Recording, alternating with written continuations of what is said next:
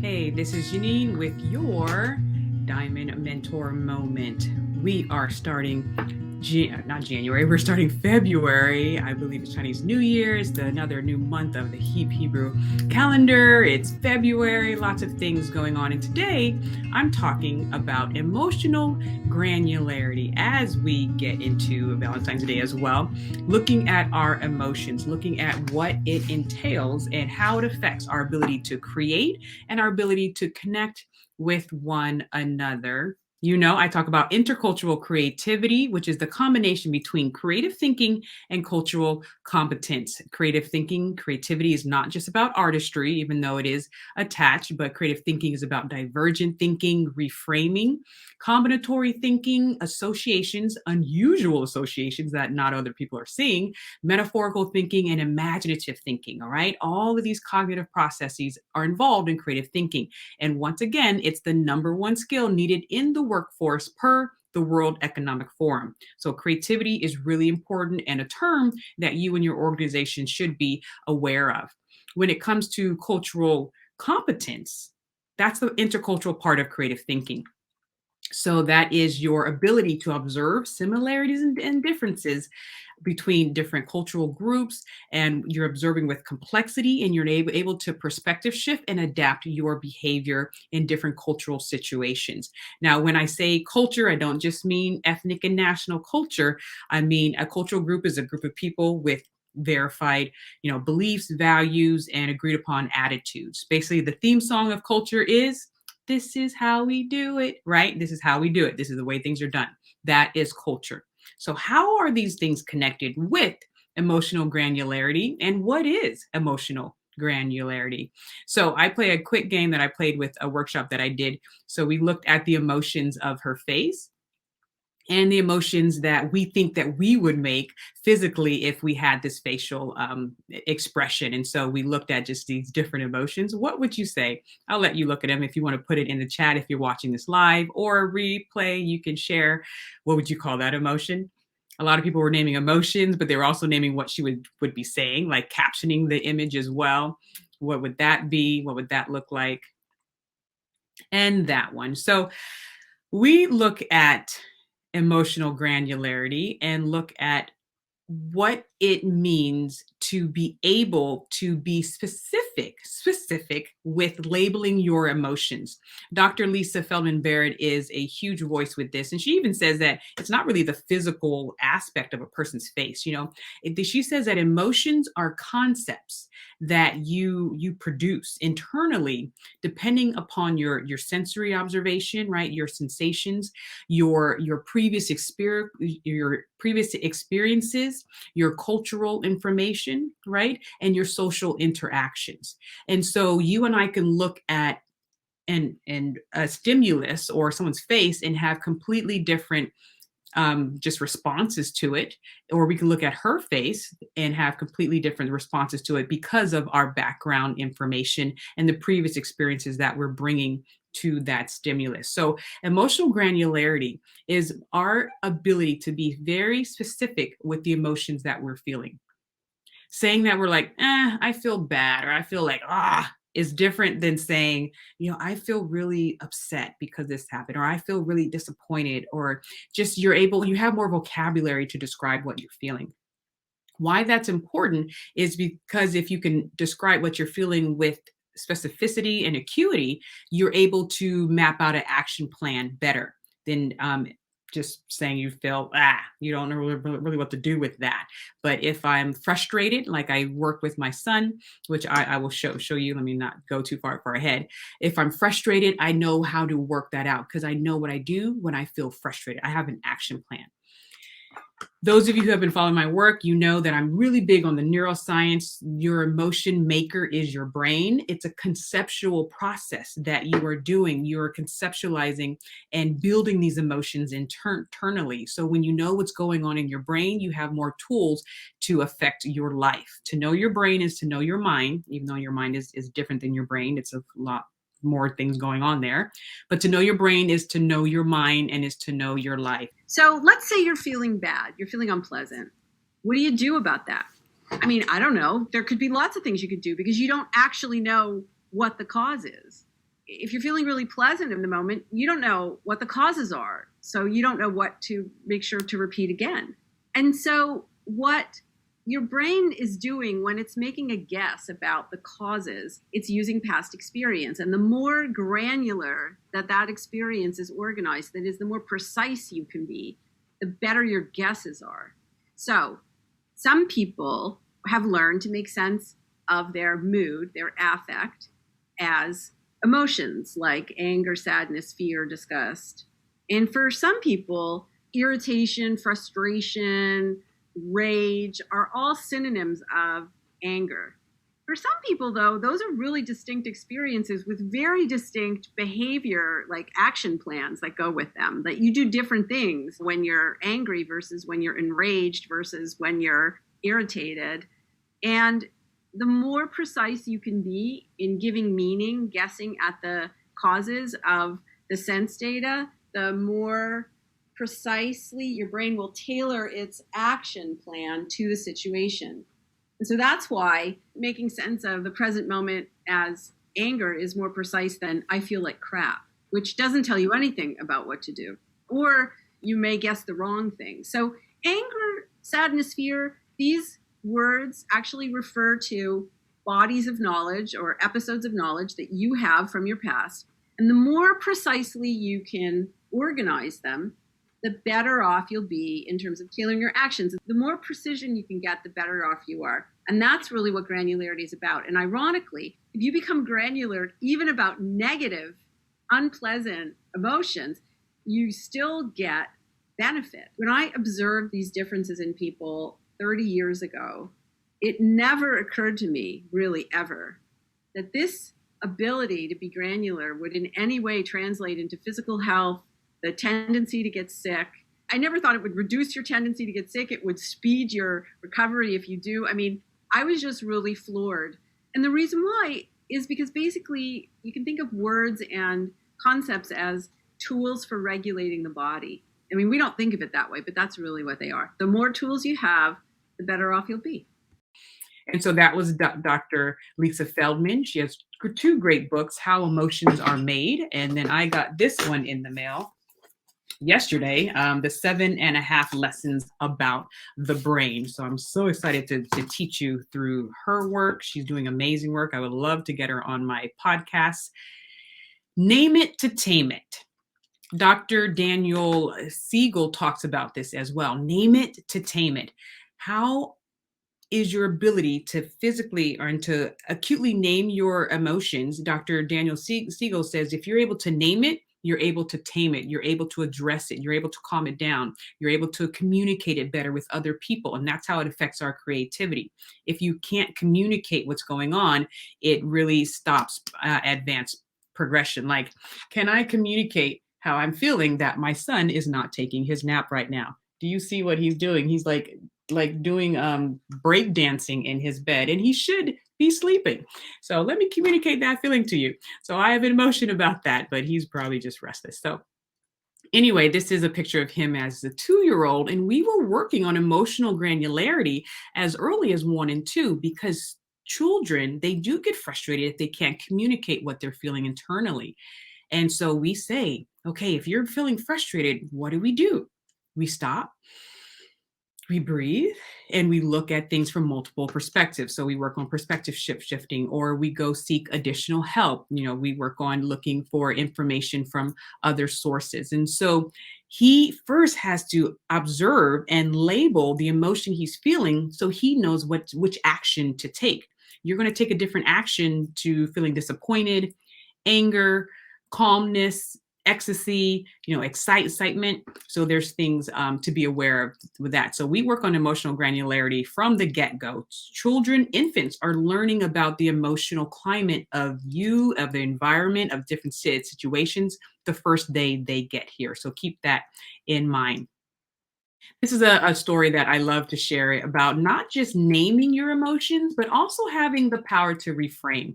This is Janice, Joplin, and Bruce Springsteen, and they were featured in the same magazine at the same time, a magazine called Rolling Stone, a few decades ago when they were at the top of their game. And they interviewed Janice Joplin, and they said, it seems like you do your live shows, but you have a lot of stage fright. You look upset sometimes before you go on. She just has a big physical reaction before she goes on stage, to the point where she's almost like vomiting. She's just so nervous. And they asked her why. And she said, well, because no one knows what's going to happen. You don't know what's going to happen. And it just gets to me. And in the same magazine, they spoke to Bruce Springsteen, and they said, your live shows are so pumped up. You're like, whoa, and you're just, the energy is just there. Like, what do you do to get prepared for your live shows? And he said, well, I'm just so on top of it because you never know what's going to happen. And so the point why I love this story, it was shared to me several years ago in passing, but I loved it because they were both in the same event, having the same experience, the same physical reactions, right? Heart palpitations, maybe sweaty palms and dilated pupils, but they had different labels of emotion. She labeled it very nervous and nerve wracking, but he labeled it excitement and thrilling. And so not only is it important to know how to label the internal emotions that we are having, it's important to be aware of the labels that you're actually using it. I use this, and this is a tool that I use when I'm going out there on stage to speak. I can say, oh my gosh, I'm so scared, or what if I mess up, or da da da da. Or I can say, I'm so excited to share this powerful information with this audience. I know someone out there needs this hope, needs this new idea about intercultural creativity. So I shift my perspective and I relabel the emotions I can feel inside of me. My heart beats before I go on stage. I can feel that I'm getting into a sympathetic nervous system reaction, like a fight or flight. But then I label it, I reframe it, and that's how I calm down. And once I'm out on stage, I get into my zone and I connect with the audience and I go. And so that helps. So emotional granularity. So I did an activity with the workshop this morning, and I had them choose one of the emotions that they have felt in the past and said, how would you label that emotion? And what are your actions associated with that emotion? Have you ever thought about that? Okay, what action do I associate with when I get angry? What actions do I associate it when I'm just in a grateful, thankful mood? What actions do I associate when I'm frustrated, right? That's not just for 2-year-olds. That's for 22-year-olds and 32-year-olds. I know some 42-year-olds who don't do well with frustration or ambiguity, or if their ego gets shot out a little bit. What do I do in those situations? So really pre-thinking that, because since we're in a VUCA environment, volatile, uncertain, complex, ambiguous, we have to kind of be pre-prepared because we don't know what situation we're going to be in next. Okay. All right. So you can look online. There's things like this, the wheel of emotion, that has, it's the main emotions people know, the main vocabulary people know, like mad, scared, joyful, powerful, peaceful, or sad. But if you see the element of mad, it can go into more of a granular labeling of hurt, hostile, angry, selfish, hateful, critical. And it can go even more into granularity and be more specific. So go check out the Wheel of Emotion. I'll have some links in the podcast. And Dr. Robert Polchik did the Wheel of Emotion, but in the shape of a flower. And thought that was really cool, very creative. And he talked about how emotions are maybe, grow out like the petals of a flower. So this Diamond Mentor moment is just to remind you that don't let your emotions derail you. Emotions are great. Emotions are very powerful, and emotions give us information about the world. We need emotions as tools to figure out, just how we're doing, how other people are doing, but they should be in the passenger seat. You are in the driver's seat. Don't let them grab the wheel, and know how to calm them down if they try to use your emotions as a communicative tool, a tool to grow, a tool to create, a tool to acquire more sensory information from your surroundings internally, and the emotions from with other. In a future podcast or a future video, I'll talk about social contagion and how your emotions jump from one person or from one group to another. Few tips before I leave: breathing. So important. It gets you from your sympathetic nervous system to your parasympathetic nervous system. It calms you down. It helps regulate your heartbeat. Your pupils get to where they need to be, and it gets you back into being intentional about what decision you're going to make next, and you're not just operating out of rage or whatever intense emotion it is. Aromatherapy. So I have these things that I use. I allow my son to smell a little bit lavender as he's calming down. Apparently, he's still going crazy in his nap, so it didn't work today. But it is what it is. So lavender, and then peppermint. I use peppermint before I go on stage or before I do a video, just to heighten my senses. Aroma, right? Fragrance, sense is the only sense that goes straight to your brain. So your olfactory system, there's a direct connection. So when you smell the aroma, it goes straight to your brain. There's no other gates that it has to pass through. So that's something to be aware of. Your power of smell is powerful. So use it. And then there'll be some additional resources that I will attach in the podcast of this one. So as we end, don't forget, intercultural creativity is for us all. It is the end result of where we're all trying to get to. No matter if you're in DEI work, you're doing, psychology work, whatever type of work you're doing, intercultural creativity is our endpoint, because we want people to be creative no matter where life puts them, which organization they're in, which entrepreneur pursuit they're in. We want people to be creative. And in order to do that, we need to know how our emotions work, how they're constructed in the brain, and how to keep them in control so we can use them to support ourselves and our colleagues and team members and family members. Antonio Damasio said, we're not thinking machines that feel, we're feeling machines that think. And I would even change the word machines to beings, right? We are feeling machines that think. Emotion is first, and then the content, the academics, whatever knowledge you need them to know. But understand emotion comes first. Our books are out, The 7 Gems of Intercultural Creativity. You can find them on caffestrategies.com or JeneinLetford.com. And my little one wrote the book, I Am Creative, with me, and he is being creative, like he is right now in his bed. He is being creative, and he is showing you what creativity looks like from the eyes of a 3-year-old. And then I, at the back of the book, explain to you what that looks like, how not to squash it by accident, and how to redevelop it in yourselves as well. So I hope that you enjoyed that, and I am excited to keep bringing you information that you can employ and insert into your life, your profession, and your communities at large. This is your Diamond Mentor Moment for today, and I will see you next time. Bye-bye. Creative thinking is now the #1 skill needed in our workforce. This is a VUCA environment. So increasing the creative thinking skills on your team is no longer a luxury, it's now required. But creativity can't thrive unless there's a culture of inclusion, belonging, and psychological safety. Employees must feel empowered to engage and collaborate across diverse groups within their workplace ecology. That's why CAFFE Strategies has developed a results-driven, human-centered, one-of-a-kind training called Intercultural Creativity.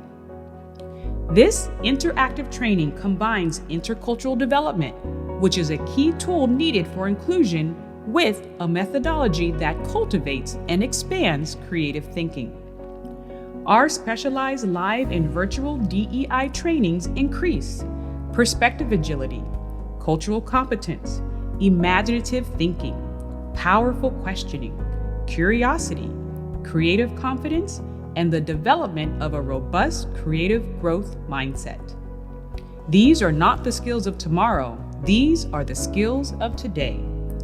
We can help your organization unleash the creative potential that allows inclusion to result in innovation. Contact CAFFE Strategies today to bring your team into the future of this global workforce.